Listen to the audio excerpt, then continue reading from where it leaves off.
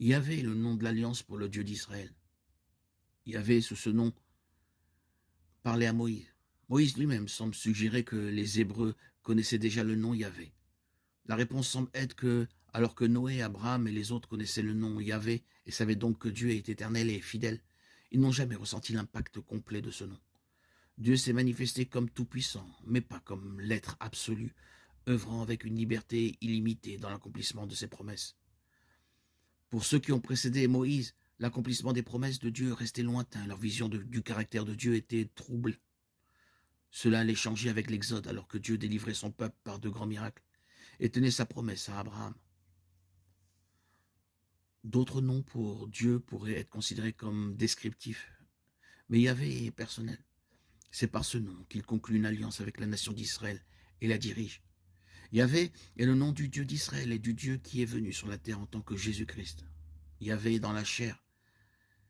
Jésus vient de la forme latine, de la forme grecque de Yeshua, Exode 3,15.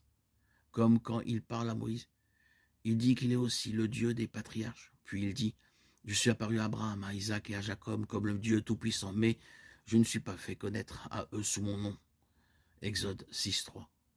Cette déclaration nous pousse à approfondir l'étude, car Noé dans Genèse 9,26 et Abraham dans Genèse 22,14 ont tous deux parlé de Exode 4,1. Comment alors devrions-nous comprendre la déclaration de Dieu selon laquelle il ne s'est pas fait connaître aux patriarches sous le nom?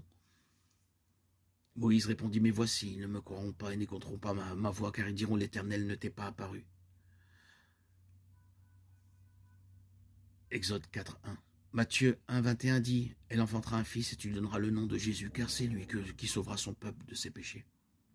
Le nom qui signifie littéralement Yahvé sauve. Ainsi, Dieu sauvera son peuple de ses péchés et en même temps, Jésus sauvera son peuple de ses péchés. Yeshua en hébreu, le sauveur. Jésus sauve.